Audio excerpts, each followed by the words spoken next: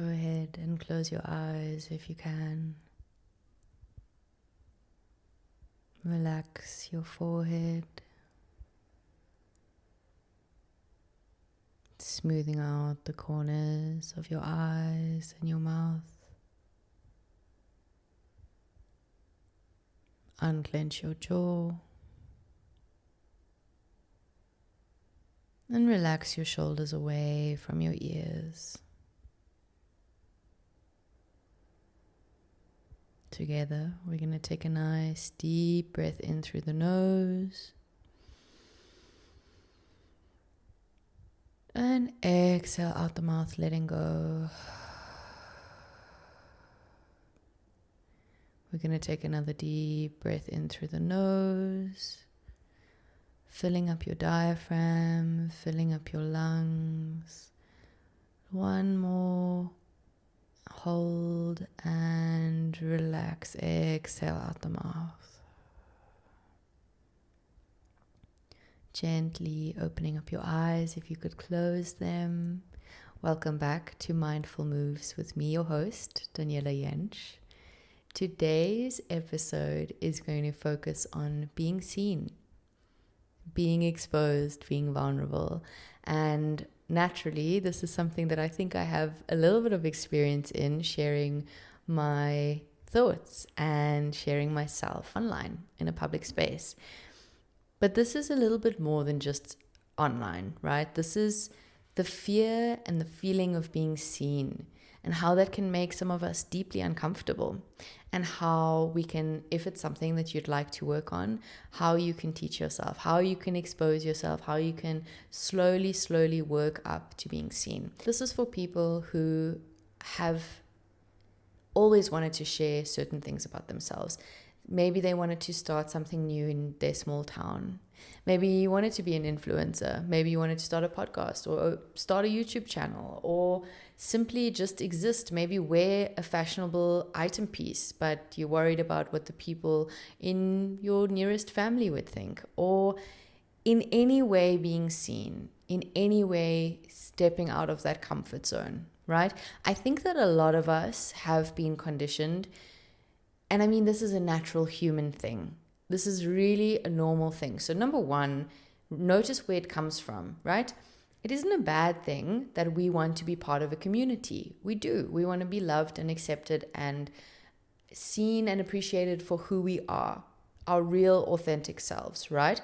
However, as you know, when growing up, when experiencing the world, when you're trying to make friends or be part of certain social groups, or even within your own family, not everything about you is always accepted fully, and humans don't do well when they feel like outcasts.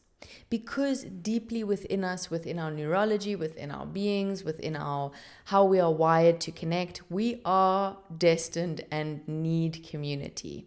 It is a huge part of us. It is a big thing. And it's not that we only need people around us. We need people around us who love and accept us for who we are and show up for us through everything, right? And so that's why when they don't accept us, or we stray from the normal and they maybe cast you out, maybe you're the weirdo of the class, or maybe you don't really get on with the cool clique, or whatever it may be, your experiences, right? Could even be your family. Maybe your family doesn't accept you and love you as you are. And that can be really tough, because we are wired, like I've said, as social creatures. We really are. We want to be accepted. We want to show ourselves, but we are very aware of the fact that if it goes wrong, we are going to be alone. That's what our brain says to us, right? And so it's totally okay to want to be loved and part of a community. That is natural. That is how we are designed.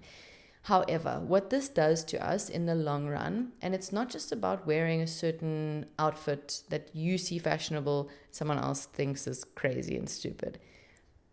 It's a lot deeper than that. It's about being your authentic self. And I think a lot of us struggle with that concept. I know that it's a very big buzzword online. Be authentic, be your authentic self. What does it really mean though? To me, imagine if the world, all the people suddenly just disappeared, right? This is just an example. Imagine nobody was around. You get up in the morning, imagine your normal routine. You're going off to work or you're going to your favorite cafe, whatever it may be. Who would you be in those moments? What would you wear? How would you act if nobody was around and nobody could scrutinize you or make you feel judged? How would you act then? And now a little bit more of a relatable example would be, if you've ever traveled, you'll know that feeling. When you leave the familiar, the comfort zone, the people that you know, and the people who are, let's say, gently and quietly or loudly observing you and your actions. When you leave that comfort zone, you go travel somewhere new, there's this feeling when you go somewhere new and you don't know anybody around you and you're sitting at a cafe, and you almost think to yourself, I can be anyone right now. I could be anything. I can just be maybe my full self without fear of being seen and judged. Because when you know that nobody around knows you, you sometimes think, well, they don't know me, so I can be whoever I want to be. And this concept is a big one, because I think that when we look at it in a greater scheme, we are always all wearing masks, right? It's very common to, if you go through life, and as you go from childhood to adulthood, you notice it so clearly how everyone is just pretending. Everybody sees each other. Hi, how are you? Good, thanks. And you? I'm great. Everything is fantastic at home. Yeah, no, all good. Okay, see you. Where meanwhile, we could be having the worst day. We could be going through divorce. We could be having a really tough time adjusting to being a new mom. It could be a really tough time. Now, obviously, if it was a stranger and that was the interaction, totally understandable. But a lot of us even wear masks to the closest people that we love, because we want to fit in and we don't want to always stray from the norm and be seen as this outcast. What's so weird about this whole concept to me is that everyone has these feelings.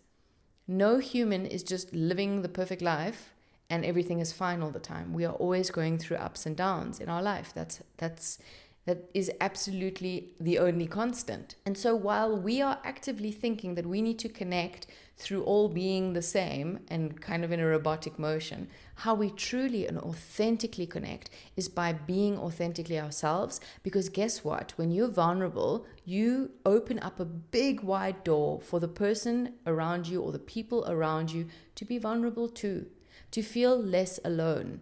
And so while you might think in your head, oh, it's selfish of me to share about how I'm actually doing, for example, with a friend who asks me because I don't want to be a burden. You sharing your truth and yourself in whatever way, it doesn't even have to be if you're having a bad time. Maybe you want to share a special project to you. But you opening up in that way gives the other person the opportunity to be vulnerable too. It's a selfless act. It's not selfish. It's selfless because you are opening a door to a deeper connection. And while I know from my personal experience, posting online, for example, you feel super seen, you feel super observed and noticed, and people can see your life. But remember, when it comes to, example, social media, we are always just showing the side of ourselves.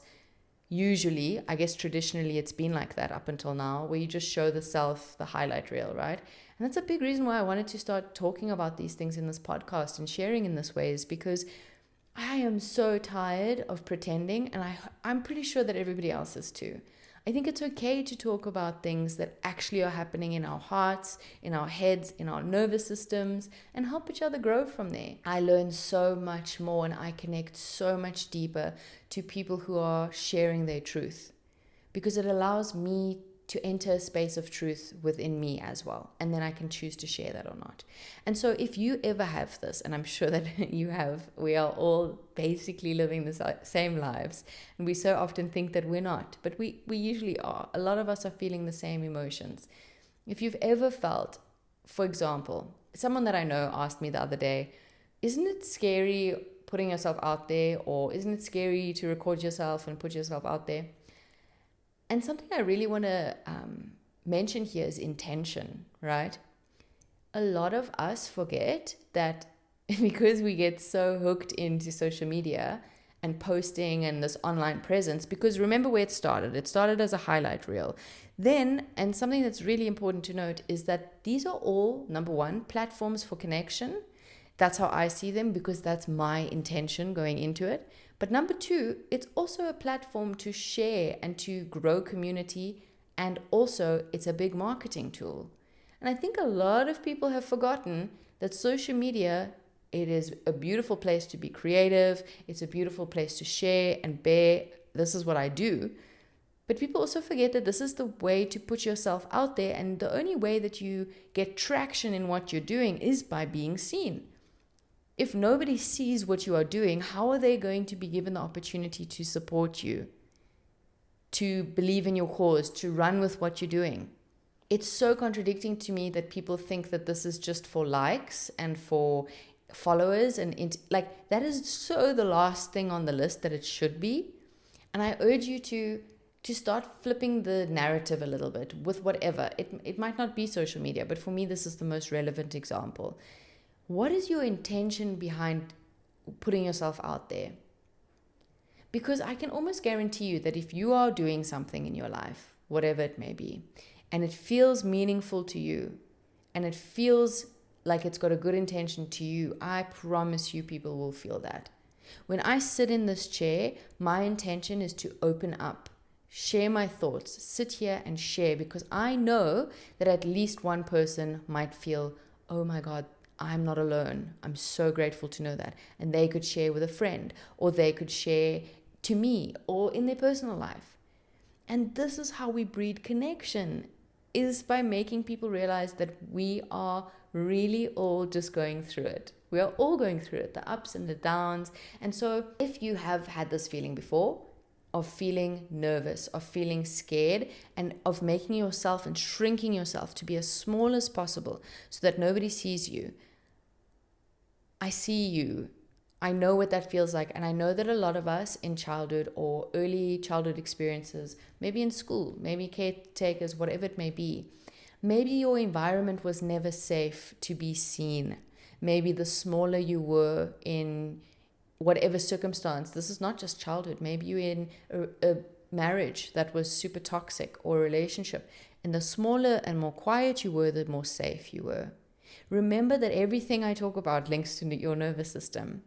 If your nervous system learned that you were safer by being quiet and unseen, now this doesn't even have to just be it could be something very traumatic, but it could also be something like you would get made fun of, or you would be shouted at if you were too loud, or if you were too emotive, or whatever it may be. Maybe the people around you when you were growing up, or in late term adulthood too, maybe their nervous systems were super dysregulated. So when you were able to be comfortable in yourself and dancing and having fun, maybe that triggered them and they shut you down, and your nervous system learned, oh, if I'm quiet and small and soft and roll myself as small as possible, I'm safe. Then that is what's going to continue. That's the habit that you would have learned, and that's the narrative that you will continue to carry through into your life. Now, this is a nervous system thing, so it doesn't just carry through to one part of your life, it carries through to all. It carries through to your relationships, to your work, to the relationship with yourself, everything you can think of. Every sphere is touched by this concept or this learned behavior that sits then deeply in our nervous system, that you are safe if you are small. For example, you would be in a relationship and you won't speak up. You'll be quiet even though things are really not good. Or your partner is mean to you and you don't stand up for yourself. Maybe they are not even mean to you. Maybe they just have a very strong personality and make all the decisions. And that really hurts you because you actually have a different opinion. But you never say anything and you swallow everything and you keep it in. You keep small. It infiltrates your work. You might have beautiful ideas, whether you work for someone, maybe you have your own projects going.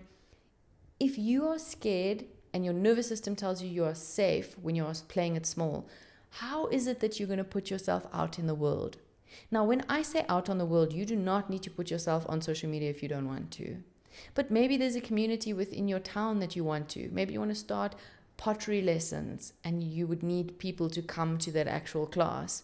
But then you don't want to do it because you're scared of failing. And what if you don't do it perfectly? And the perfectionism talk comes into your head. I don't know where we got the concept that we are supposed to be perfect. Please name me one human that is. What is this ridiculous standard that we are trying to hold ourselves to, right? And so this is something that I think is super important, and it's an important conversation Start questioning absolutely everything. Start questioning why you do anything at all. Now, I'm speaking from the perspective of a woman, and I have spoken to many women who feel the same. And so I will speak on that, but I'm not disregarding that men have also got these feelings.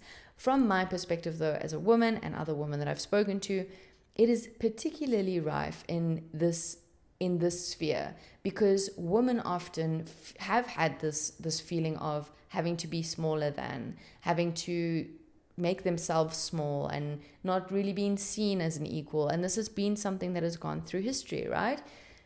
And it is so important to start realizing the why. So when this narrative starts happening for you, maybe you want to start the pottery classes. Let's stay on that example. And these little thoughts start coming in, and your nervous system gets activated and you feel anxious. And these thoughts are saying, who are you to do this? You're not going to do it right. People are going to see you doing it wrong and they're going to judge you. And I'm going to judge you. You are allowed to change that narrative to, okay, wait, what if me doing this opens the door to connection? What if me doing this shows others that it's okay to try and fail and then try again and then succeed maybe? And the most important part of this is maybe you need to ask yourself, what is your why? Why do you do things? If you're just going to do things because you're blindly following, I can tell you now, it might not stick. It's really, really easy to get stuck into, okay, I should be doing this, so I will do it. You do it, and then it doesn't last, right? Something that really, really hits home for me is asking the question, why? Why do you want to do anything in this lifetime? I'm sitting here today speaking to you. Why? Because I had a moment in life, I had many years in life where I didn't feel like I was part of a community that understood how I was feeling. I felt like I was completely alone in my thoughts and that I was the only person experiencing this. I felt like my nervous system was dysregulated and I had no grip on my life or my health. That's why I'm sitting here today, because there's no reason why anybody else has to feel like that. It is so okay for me to want other people to really feel heard and seen and understood, because that is what we need in community. That is what we are after. We really, really, it's such a big part of us. And the only way we connect in that deep way is by being seen. And yes, that can feel scary, but guess what? It's because you have a comfort zone, and being seen is just out of that comfort zone. But guess what? Again, every time you move out of your comfort zone, and maybe it's just a little small change, and you share an idea in your friend circle while everybody's talking where you're normally quiet, or you say something at work, you have an idea, you have an opinion, or you start something new and you start posting. Maybe you want to just post online music lessons. Whatever it may be, these small movements out your comfort zone, once you then take this little step out the comfort zone, I always urge tiny steps, that becomes your new comfort zone. And so while you are sitting here completely rolled up in a tiny ball with your comfort zone wrapped super tight around you like a plastic bag, you actually are allowed to expand that and keep expanding that. Very, very slowly. From a fetal position, you will start opening up your chest. Your legs will be able to stretch out. Your arms and your chest can open up. You can lift your chin up into the air, and eventually you will have space to breathe. And then eventually you'll have space to walk around. And then eventually you'll have space to run and jump and fly. And this is the whole point. Your comfort zone is fully in your control. And I 100% understand that a lot of people stay there. They are born, they find their comfort zone, they stay there, and they die. And I know some people don't like it when I put it so plainly, but it is like that. You have this beautiful opportunity at life. You have this beautiful opportunity to get creative, to express yourself, to get out into the world in whatever way that is for you. We're not all the same. We don't all want the same things. That's what makes life interesting. But you will know that when I'm talking about this, there'll be something in your heart that you want. A dream, a hope, a project, whatever it may be, a relationship. There are always going to be spheres in life that you are yearning for. Yearn for them. Move towards them. Take baby steps if you need to. And understand that it's okay to fail or be judged along the way, but not by yourself. You do not need to judge yourself anymore, because guess what? You are braver than 99% of the entire human population by trying to expand your comfort zone. Because that thing that I mentioned earlier about being born, staying in your comfort zone, and then dying, that is done by the majority of the population because they're not brave enough to step and take that move. So why are you so fearful about what they think about you? The people who are going to stay in that fetal position for the rest of their lives. Why are you afraid of what they think of you? The only person you should be thinking about and whose opinion matters is yourself. Make yourself proud. Expand your horizons, your comfort zone. Where are you playing small? Where are you not expressing yourself? Can you express yourself a little bit more? And that's all that I urge you to do. Take one little step out of your comfort zone.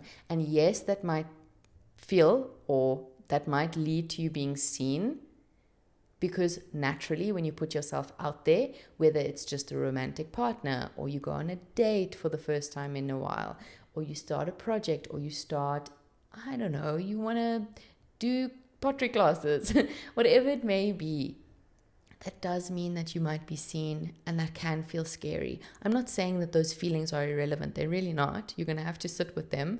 You're going to have to work through them. But I would much rather take those feelings of discomfort from growing than the pain and the heaviness from staying the same.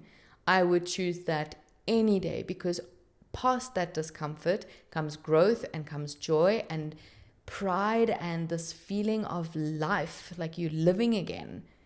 And I would take that any day over playing it small. But the only way I know this now is by not playing it small.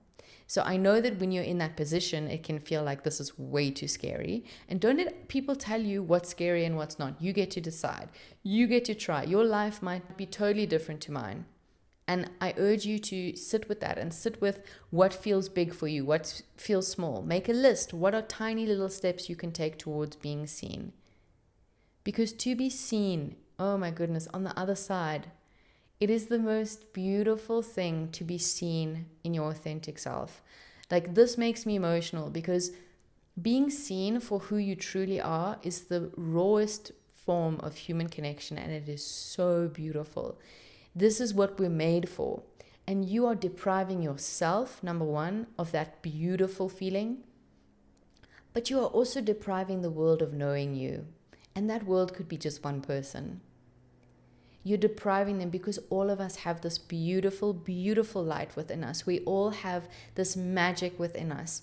And I think that it is part of our human experience and duty to share that with the world in whichever way feels good to you.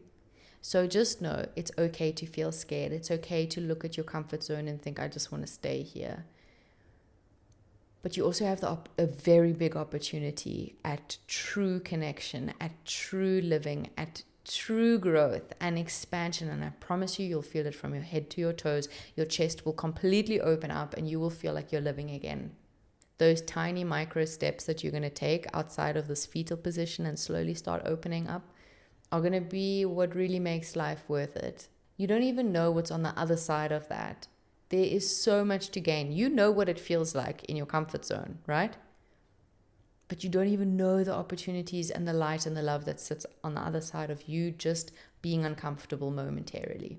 So I urge you to do that. What is one thing you could do today that pushes you out of your comfort zone, that allows you to be a little bit more seen, a little bit more vulnerable? That's the new thing. Being seen and being vulnerable and being raw and authentic, that is the new thing. I'm so glad we are moving away from you have to put on this big mask and act cool all the time. It's a new era. I would really advise that we lean into it. So remember that the light that you are constantly seeking outside of yourself is just waiting to be acknowledged within. Thank you all for being here. I hope this episode resonated with you. If it did, please give it a like and a share. I'm really grateful for all the people who have supported me, hitting the subscribe button, and it means the absolute world. So I wish you a beautiful week, and I will see you soon. Goodbye.